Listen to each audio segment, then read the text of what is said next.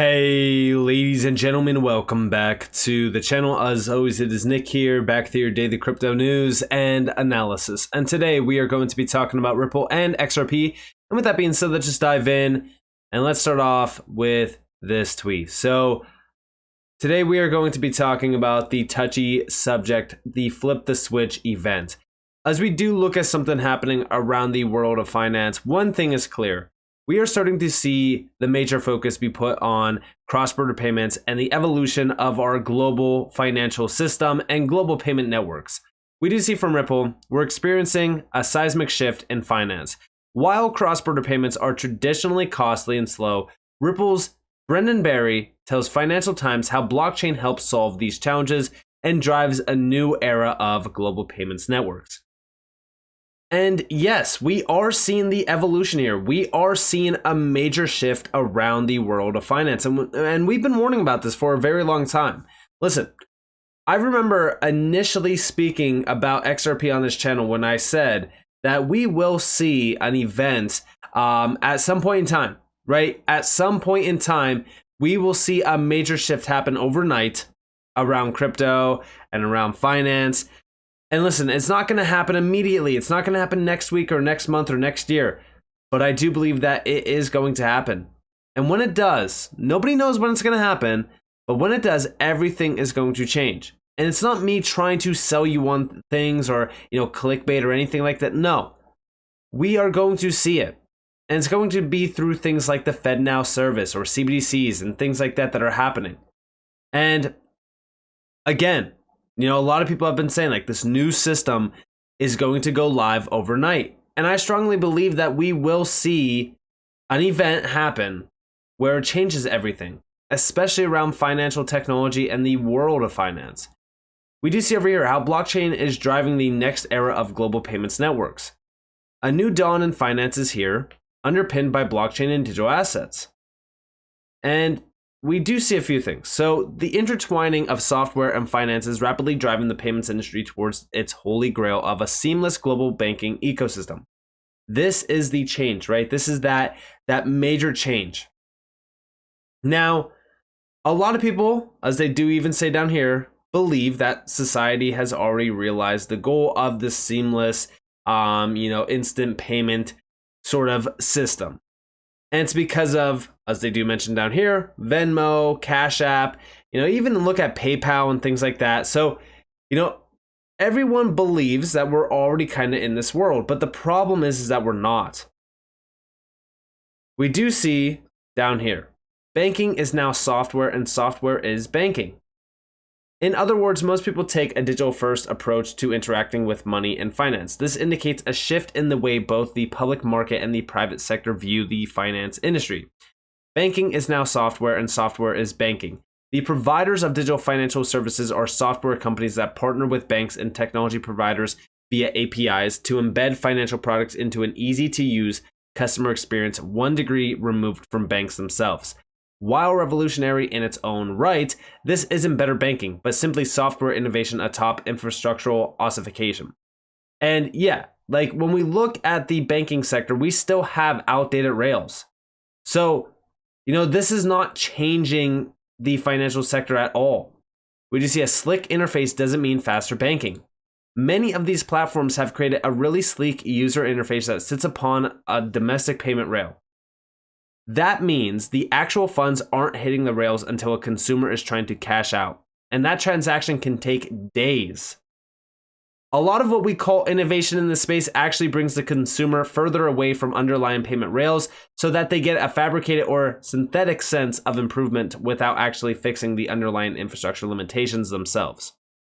While the numbers on a banking app screen may change immediately, the numbers in the actual accounts move as slowly as they did 50 years ago. That's also why almost every payment app is domestic and why moving funds internationally remains obstructed or entirely unavailable. And by the way, I love this quote because that's what's happening with FedNow. FedNow is launching as a domestic payment network initially. How are they going to have the international payment technology there to back that? Well, they don't.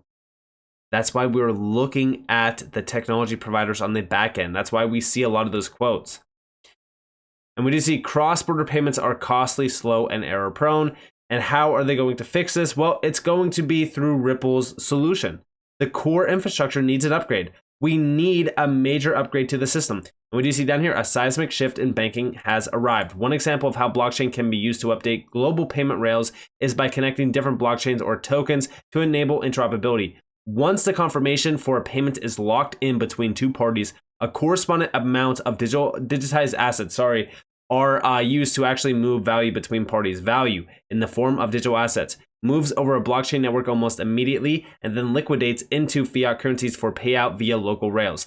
The magic of how that all happens is because you're using a digitized or tokenized asset, and the flow allows you the ability to move funds quickly. It's achieved without incurring the cost associated with needing to rely on different financial institutions as a middleman in the flow, removing unnecessary parties and fees from a normal construct of correspondent banking. The traditional banking system has been unable to keep up with the global commerce and its increasing demand for faster, more reliable payments. Leveraging tokenized assets over a blockchain network, however, provides a distinct opportunity to bypass many of the intermediaries involved in cross-border transactions, enabling near instant settlements at lower cost. A seismic shift in finance has begun. And yes, it is here, and it is behind, these blockchain technologies and these companies like Ripple. As we do look at payments, we're starting to see a lot of talk around payments now. Going back to June 14th, we've seen from CNBC, B2B is the next frontier for payments, especially digitization of payments, says Global Payments CEO. And yeah, as we do look at what's happening, we're starting to see a focus put on payments.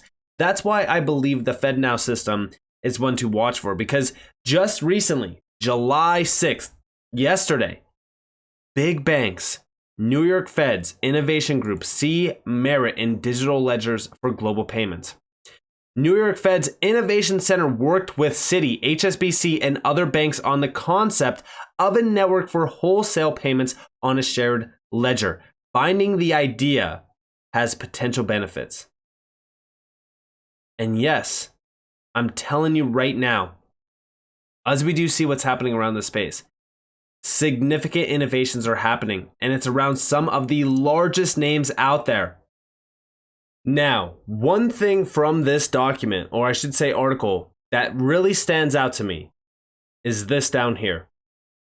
So fitting somewhere in the middle of the debate between central bank digital currencies and private stablecoins, the Federal Reserve Bank of New York's New York Innovation Center, which has collaborated on the project since last year, concluded that the network has the potential to deliver improvements in the processing of wholesale payments due to its ability to synchronize US dollar denominated payments and facilitate settlement on a near real-time 24 hours a day, 7 days a week basis. Now, this is all through a shared ledger. We don't know, listen, we don't know if Ripple is tied to this at all. We don't. But I believe that this is significant because it's all talking about synchronization. As we look at synchronization, this has already been solved. Going all the way back to July of 2017, Ripple and the Bank of England had a proof of concept. We carried out a proof of concept with Ripple to explore the synchronized movement of two different currencies across two different real-time gross settlement systems linked using Ripple Connect and the Interledger protocol. We wanted to demonstrate how this kind of synchronization might lower settlement risk and improve the speed and efficiency of cross-border payments. Now you might be wondering, well, Nick, this is from 2017. Let's go to a recent post. April of 2023 with the BIS and the Bank of England, Project Meridian, innovating transactions with synchronization. Project Meridian investigates how recent rapid advances in financial technology could deliver innovations in the real-time gross settlement systems operated by central banks, aka synchronization between two RTGS systems. Synchronization is achieved by the introduction of a new entity called a synchronization operator. This operator would interlink RTGS systems with other financial market infrastructures and ledgers, automatically orchestrating the exchange and ownership of funds and assets. The Meridian prototype develops a synchronization network using DLT. The prototype demonstrates how a DLT network could connect to the conventional centralized systems used by participants in a transaction, including an RTGS operator using open standard application programming interfaces, APIs. Mind you, we just talked about Quant, right? Quant collaborated with the BIS and the Bank of England on a major innovation like this. Now, here you guys have the overall view of achieving synchronized settlement. Again, I want you guys to understand that this is with the Bank of England and the BIS, and the Bank of England already had a proof of concept like this with Ripple that was very successful. And now we are starting to see the New York Fed and big banks realizing merit in digital ledgers for global payments. Now, I want to take you guys to the next point, which was from Chad Steingraber over on Twitter. Finastra will later be added to its global Pay Plus solution. FedNow, domestic to start Ripple Net. Flip the switch for global payments. You know what that means, don't you? This was June 26th. The Federal Reserve's new instant payment service, launching in July 2023, will be integrated into Finastra's Payments to Go and will later be added to its global Pay Plus solution. With Finastra's certified connection to the FedNow service, financial institutions can easily and rapidly offer instant payments delivered via an open API. Business customers can access the FedNow service through an intuitive portal, enabling them to seamlessly initiate payments and submit pay requests. Guys, I know that this is not solidifying Ripple and XRP at all.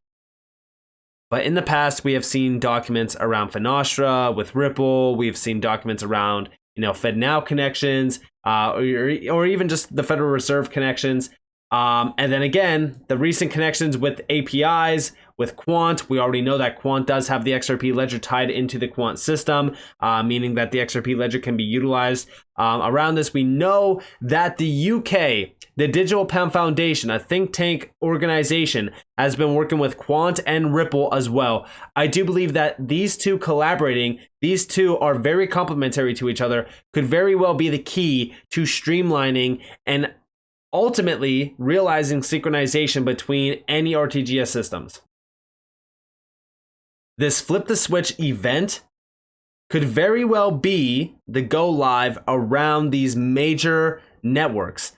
But when is this going to happen?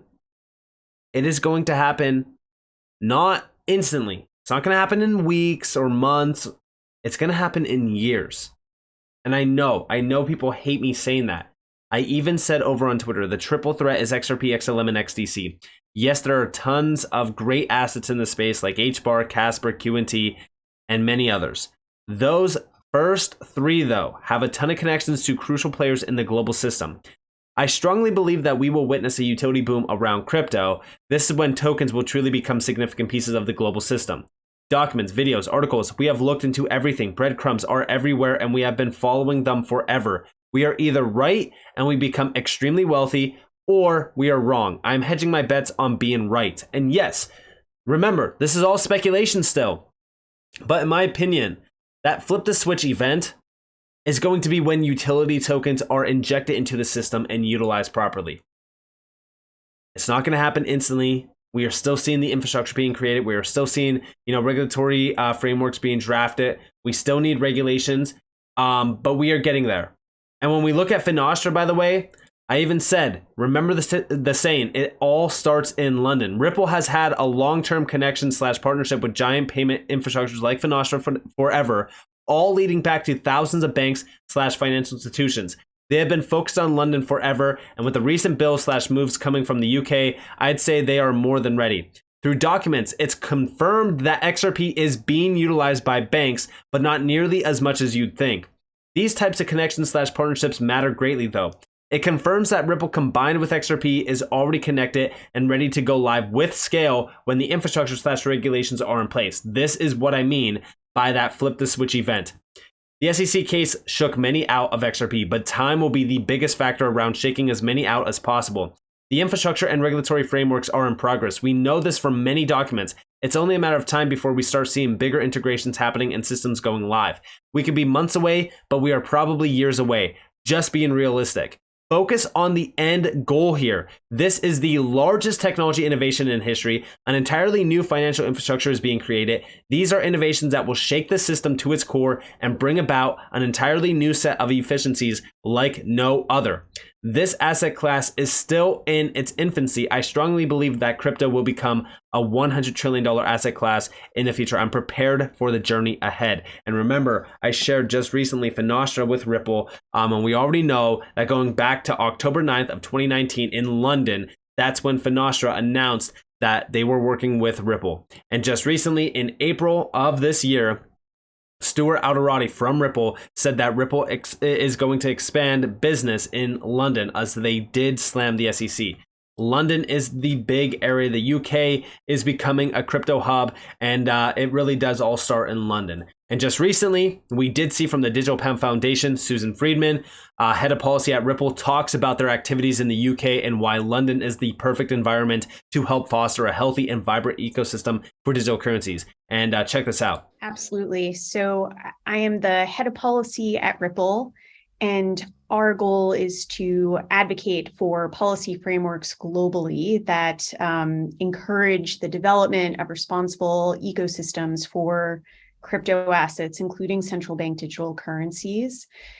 We are very excited about what's happening in the UK because London and the government generally has taken a very forward-looking approach with respect to fintech, with respect to CBDCs in particular. I think as exemplified by the work that the Bank of England is doing on the digital pound, including with its engagement groups, engagement with industry, and really just taking into account all viewpoints when considering when and if and how to implement a digital pound.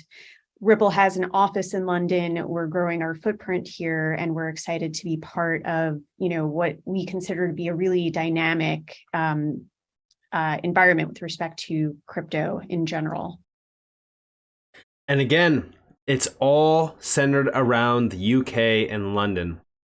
I want you guys to realize that things are happening around these key areas. And when we do talk about regulations, it's one of the biggest obstacles right now.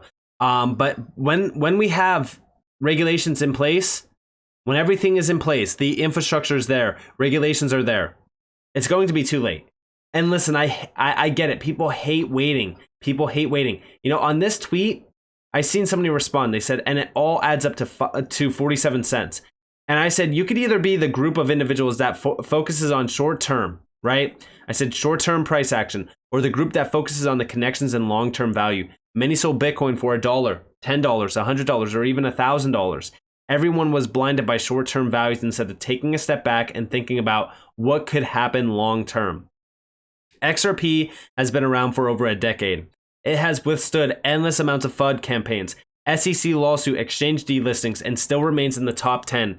Projects in the space come and go, but one thing is sure in my mind: utility will matter. When that day comes, everyone focused on short-term prices and complaining that XRP never moves in value will be silenced or would have sold too early. And yes, it's the truth, right? Like, most people can't wait. Most people can't wait.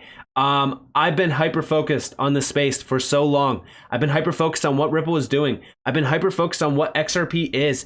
I've been looking at everything happening around a lot of these documents, and one thing is clear to me: the future is crypto, and crypto is here to stay. XRP is here to stay. Ripple is going to be here building 5-10 years from now. I strongly believe that the future is very bright around these utility assets.